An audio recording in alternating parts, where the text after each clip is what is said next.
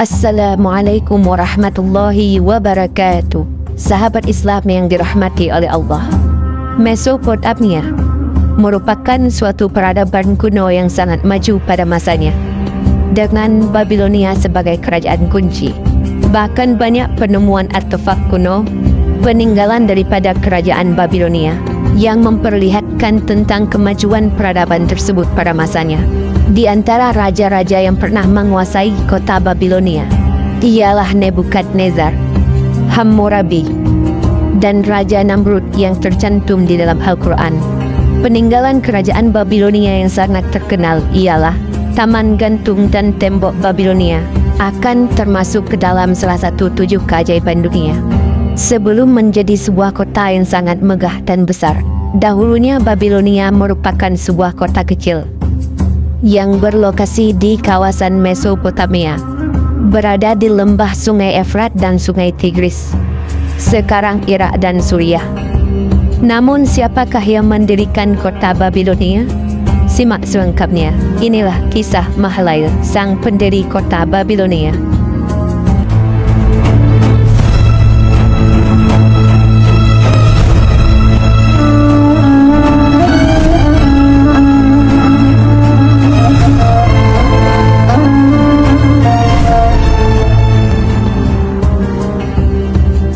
Mahlail merupakan keturunan Nabi Adam dari generasi kelima, yaitu Mahlail bin Kanin bin Anusi bin Syeds bin Adam alaihissalam. Juga merupakan kakek dari Nabi Idris atau Hanuh, yaitu Nabi Idris alaihissalam bin Yarid bin Mahlail. Setelah wafatnya Nabi Adam, tugas kenabian digantikan oleh anaknya Syeds, kemudian digantikan oleh anaknya Anusi, kemudian digantikan oleh anaknya Kanin. Setelah Kanin wafat, tugas kenabian selanjutnya digantikan oleh anaknya Mahlail. Disebutkan di dalam buku Sejarah Terlengkap Peradaban Islam karangan Abdul Syukur Al-Azizi, ketika Nabi Adam diturunkan ke dunia, Allah mengutus Jibril untuk mengajari Nabi Adam cara beternak dan bertani untuk bertahan hidup. Kehidupan pada masa awal-awal ini sangatlah sederhana. Pekerjaan daripada anak cucu Nabi Adam pada masa tersebut hanyalah bertani dan beternak, seperti kisah Kabil dan Habil yang telah kita ceritakan pada episod sebelumnya.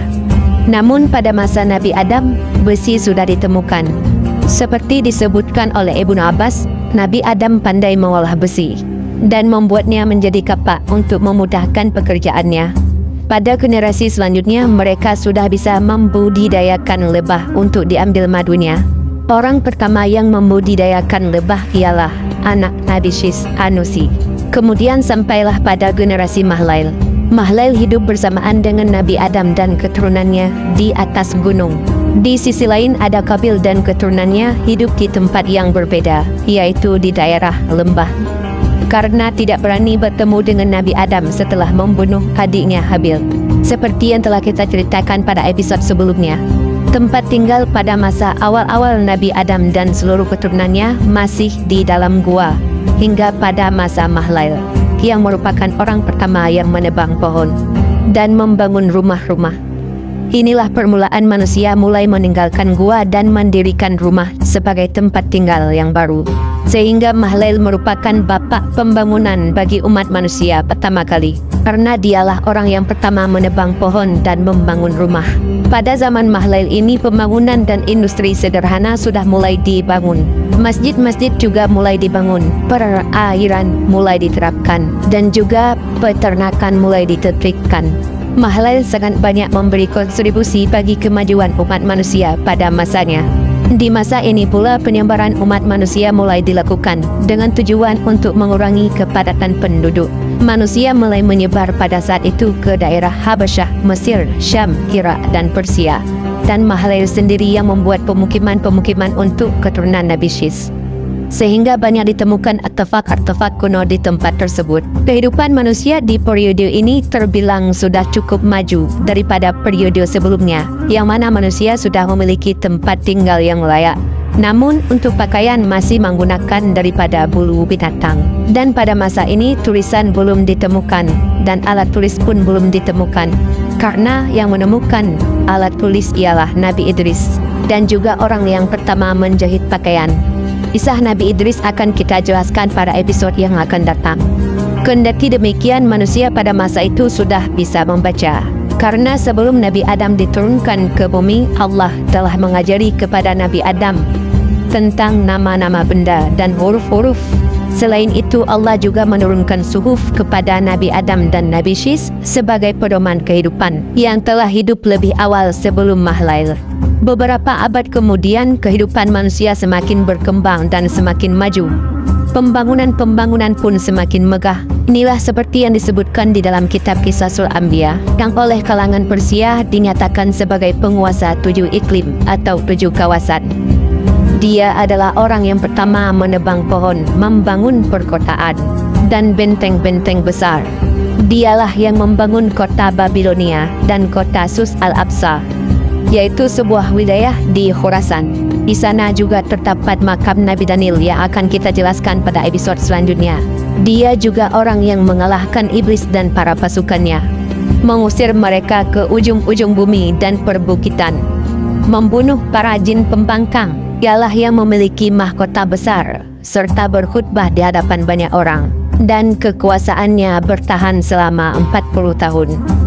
Setelah Mahlail meninggal dunia, tugas keagamaan digantikan anaknya Yarid. Saat Yarid meninggal dunia, Yarid berwasiat kepada anaknya Khanuh, yang menurut riwayat masyhur dia adalah Nabi Idris alaihissalam. Pada masa Nabi Idris, manusia sudah memiliki 72 bahasa. Ini menunjukkan penyebaran manusia yang dilakukan oleh Mahlail telah berhasil, dan kehidupan manusia pun sedikit demi sedikit mulai berkembang dan maju.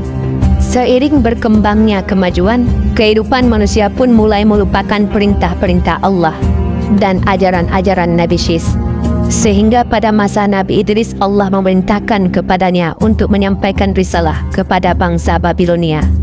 Inilah orang pertama yang mendirikan kota Babilonia sebelum Namrud, Hammurabi, dan Nebukadnezar. Sedangkan Namrud menguasai Babilonia sesudah masa Nabi Nuh, atau lebih tepatnya pada masa Nabi Ibrahim, seperti disebutkan di dalam Al-Quran, dan akan kita jelaskan pada episod yang akan datang secara lengkap. Setelah Namrud menguasai Babilonia, yang sejarah terkenalnya ialah melempar Nabi Ibrahim ke dalam api, Babilonia juga pernah dikuasai oleh Raja Hammurabi dengan Kodeks Hammurabi atau Undang-Undang Hammurabi yang dibuat olehnya pada masa kejayaannya. Juga di antara raja yang terkenal pernah menguasai Babilonia ialah Nebukadnezar II, yaitu pada masa setelah Nabi Sulaiman. Penemuannya yang terkenal ialah Taman Gantung Babilonia yang masih bisa kita lihat pada zaman sekarang dan termasuk ke dalam 7 keajaiban dunia. Wallahu a'lam bisawab. Jangan lupa subscribe channel kami supaya tidak ketinggalan episode selanjutnya. Terima kasih atas supportnya. Wassalamualaikum warahmatullahi wabarakatuh.